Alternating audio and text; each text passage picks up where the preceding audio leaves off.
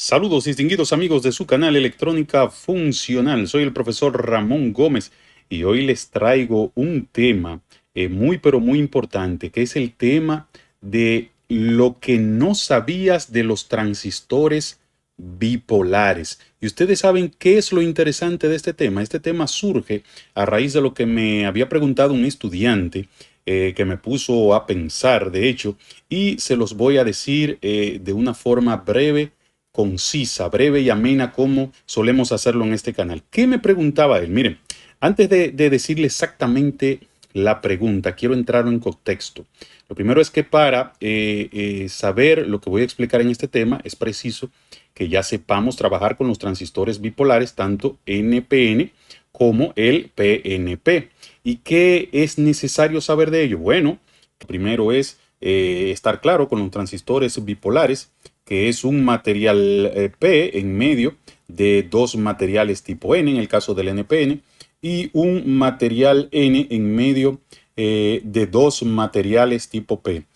También es preciso saber lo que es el circuito equivalente en base a diodos de un transistor NPN y el circuito equivalente de un transistor PNP, así como sus respectivos símbolos. El que no esté claro con eso, le recomiendo ver el video de transistores bipolares aquí en nuestro canal de electrónica funcional.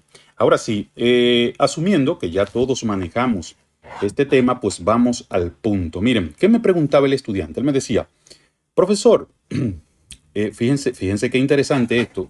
Yo mismo tuve un tiempo que no le daba mucha mente, como decimos a eso, no le daba mucha importancia, pero él me decía, profesor, en el caso de los transistores NPN, después de haber agotado la clase y de haber hecho algunas prácticas, si el emisor, ¿no? Que es un material tipo N, en este caso, fíjense aquí, el emisor, y el colector, que es un material también tipo N, que le corresponde al colector, y vemos la base que queda en el medio, si es lo mismo al final, ¿por qué necesariamente?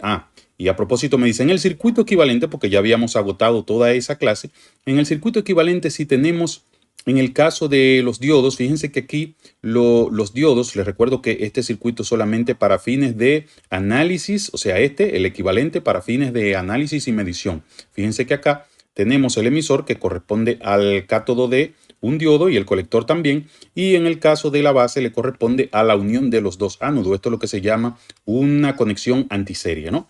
Igualmente para el PNP. Bien, pero voy al punto de nuevo. Él me decía, si al final es lo mismo, que tengo de emisor a base un diodo, este es el diodo base emisor, de base a colector otro diodo en la misma disposición, tengo que es un material tipo N en el emisor y un material tipo N también en el colector, y son iguales. ¿Por qué razón yo no podría usar el emisor como colector y viceversa? El colector, pues, como emisor, me preguntaba él. Y yo le dije, bueno, pues al parecer tiene sentido. Es decir, en pocas palabras, él me decía lo siguiente, voy a dibujar aquí más o menos también lo que él me decía, mire, si yo tengo un circuito, el circuito clásico de conmutación del transistor NPN, por ejemplo, es así, si yo voy a encender un relay o una bombilla de este lado, aquí le pongo más B y aquí tendría yo el Bin, de manera que cuando le aplico un voltaje, 5 voltios, 12 voltios, lo que sea, se satura y me enciende pues la bombilla.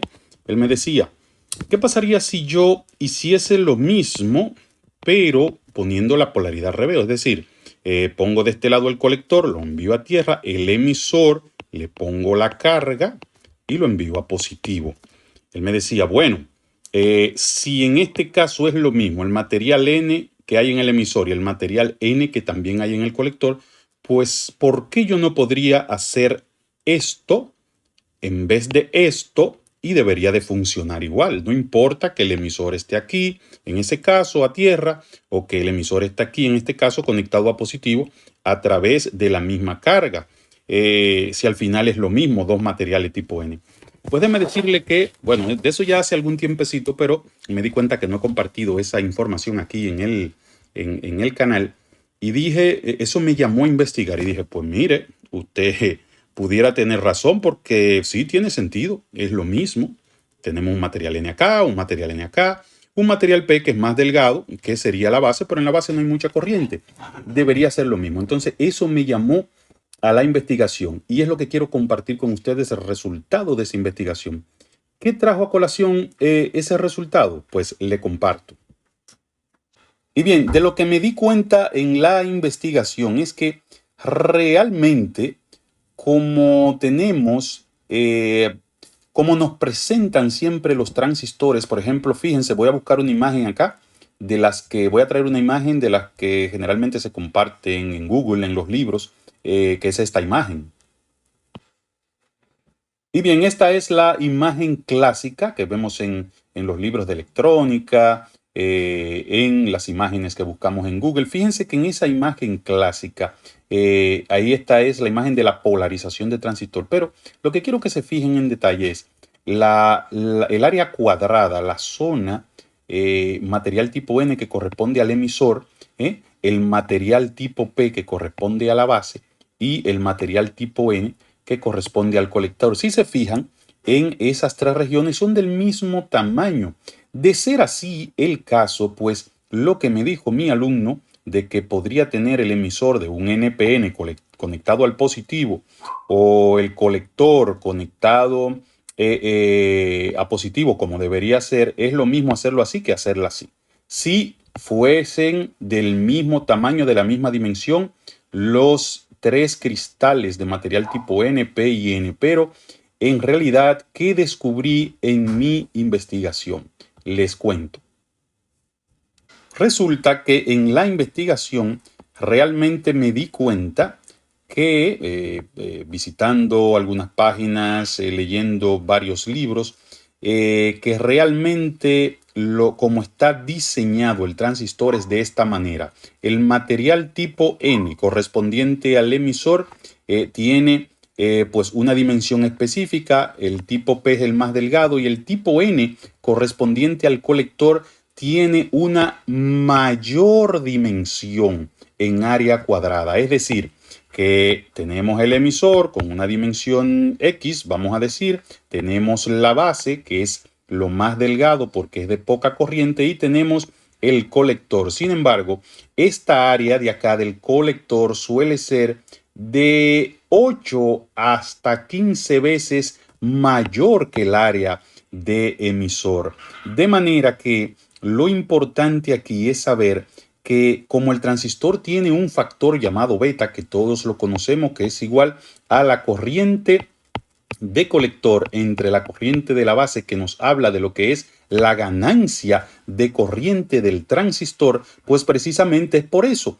Aquí pudiéramos ver, por ejemplo, que los electrones que se encuentran en el emisor, la misión es que lleguen hasta la región de colector, obviamente atravesando la base. Por eso hay que hacerle esta polarización acá y del otro lado se hace una polarización inversa, y vemos que entonces cuando todo está correcto los electrones van llenando lo que es la región de colector, pero dado que esta región es de mucho mayor área cuadrada, pues soporta, aguanta, le da cabida a mayor cantidad de electrones, de manera que si dividimos la cantidad de electrones que pueden ser, por decirlo así, ocupados por la región de colector y la cantidad de electrones que simplemente pasan por la base, eso es lo que define ganancia. Es decir,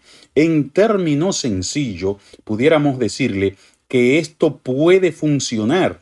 El punto es, de hecho, en una prueba que hicimos sí funciona, el punto es que hay la ganancia, o sea, el beta se reduce o es menor o igual a 2. Ese fue el descubrimiento que hicimos. De repente tenemos un transistor cuyo beta es de 200, por ejemplo, y aquí es menor o igual a 2. Y cuando lo usamos de la forma correcta, pues el beta, si es del valor que dice el fabricante, puede ser de 200, de 2000, de lo que sea, producto de que en el colector es que se alojan la mayor cantidad posible de electrones y en el emisor solamente lo necesitamos porque es el espacio de donde se van a impulsar para llegar hasta el colector, tomando precisamente los electrones de la fuente externa que golpean esto, y esto pues van a la región de colector. Esto es lo que quería decirle, de manera que la respuesta a mi estudiante y la respuesta para ustedes, todos los suscriptores de este canal, todos los internautas, es que no es lo mismo